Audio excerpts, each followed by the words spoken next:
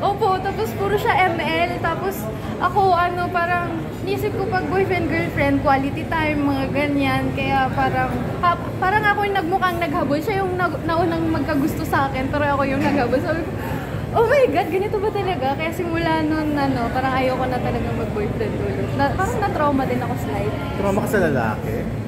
Opo, kasi feeling ko sa una lang lahat magaling. First ba yun? First boyfriend ba yun? Opo. Pero wala namang nangyaring ka-trauma-trauma, di ba? I mean, yung sobrang traumatic. Wala naman. Hindi ka po. naman naisahan or whatever. Ay, hindi po. Kaya nga kasi sa unang press ka mo, sinabi mo na... Oo. Nag-promise po kasi ako sa mama ko na hindi muna ako magpapaisa sa kahit kanino. In real life ba, may sinabihan ka ng I love you, tapos sinabihan ka lang ng okay na? Wala po. Kasi hindi po ako mahilig mag-first meet. Dapat sila. So yun pala nga naging boyfriend mo? Dalawa po. Pero parang yung isa naman, yung pangalawa naman na yun na naging boyfriend ko. Ganun din. Ewan ko. Lapitin ako sa mga mahilig maglaro ng mobile games. Mga walang time sa akin. Ah, talaga. Ngayon ba, na-Asi Acosta ka na? Oo. Sa tingin mo ba, uunahin pa nilang ML kesa sa'yo? Po? Sa tingin mo ba, uunahin pa nilang ML kesa sa'yo? Ngayon ganyan ka na? Choice po nila yun kung anong gusto nila. Buhay po nila yun eh. Pero mukhang ikaw na ang priority siya. Siyempre, bilang babae, gusto natin tayo yung priority. Pero Asi, sa ngayon kasi siyempre, sikat ka na, marami nang gustong umisa eh, di ba? Totoo yan. So kaya nga, paano ba? Oo, marami. Paano diskarte pag gano'n? Yung napifeel mo na agad na parang gustong umisa nila. Hindi ko na po kinakausap kasi madalas pag may ka-work ganyan, tapos parang manghihingi sila ng mga personal contact.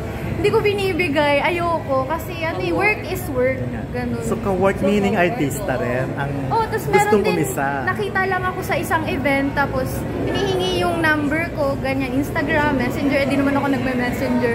Tapos nag-message siya sa Instagram, pero hindi ko rin ni-replyan kasi natatakot akong ma-issue pag nag-reply ako. Hindi, kung kapwa-artista mo, paano mo sinasabi? Like, halimbawa, hinihingi yung number mo ni... Nung co-actor mo? Sasabihin ko po, tatanong ko muna sa manager.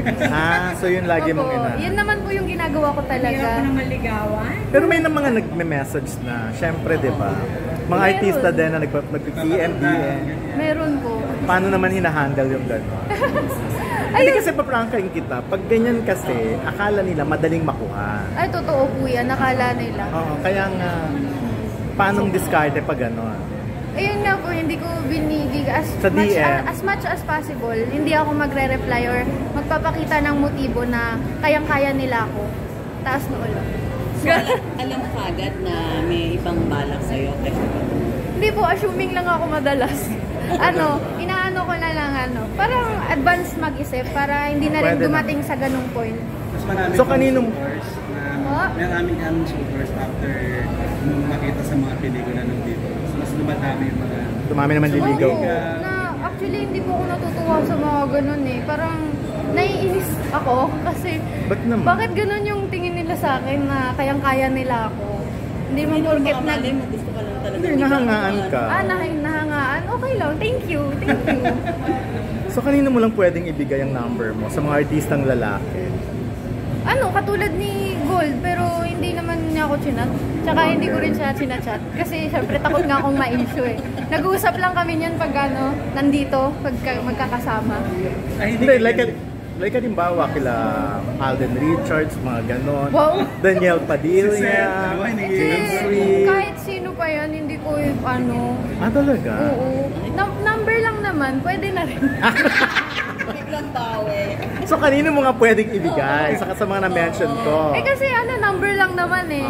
Tsaka kung kakausapin ako, syempre may mga love team yan, may mga jowa na rin siguro. Ayokong maging third party, no? So umiiwas ka na? Oo naman. Pero kung may manligaw sa yung artista, okay lang sa'yo? Or gusto mo ng showbiz?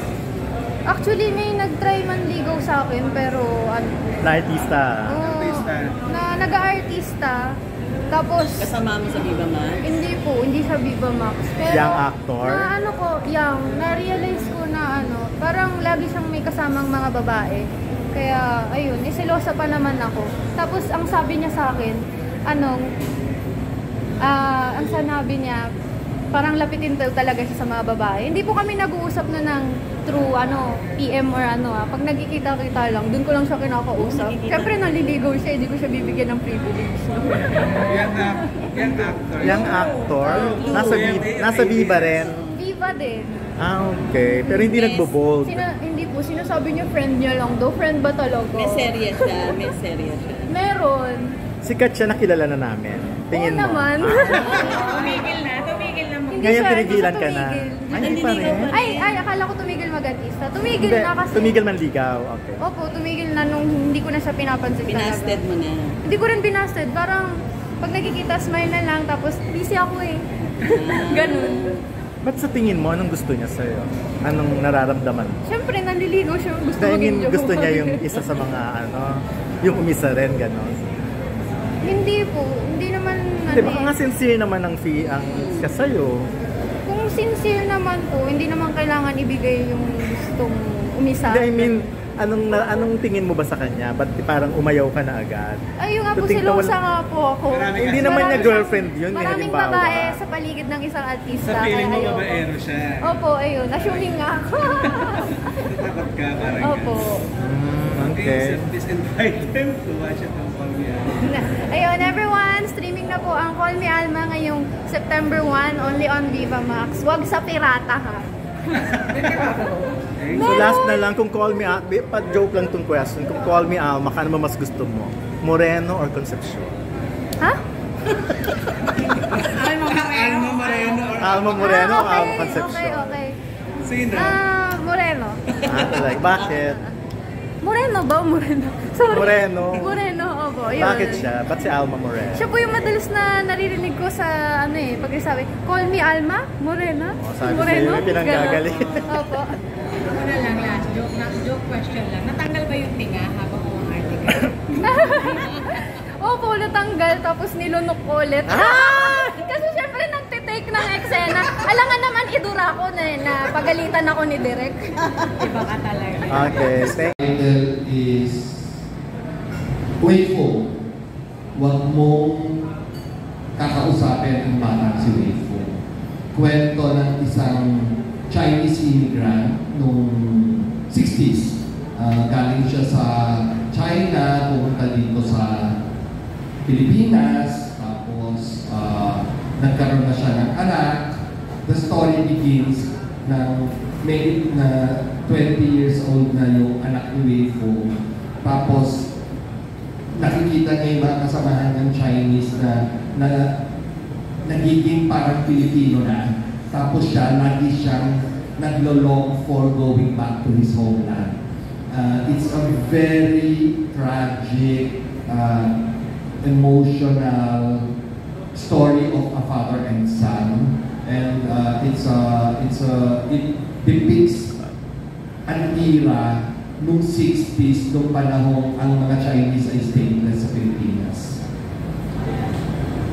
Lagi ko sinasabi kay Ricky, kasi marami mga mga kaibigan si Ricky na, Ricky, akin na lang ito ang gagawin ko, akin na lang ito ang gagawin ko. Ako ay never said that. But there are two short stories ni Ricky na gusto ko.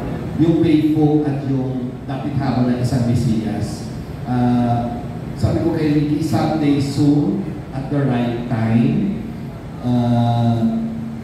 pag po pwede na, gawin natin yung Wayful. Yun, gusto kong gawin. 3 stars for the project.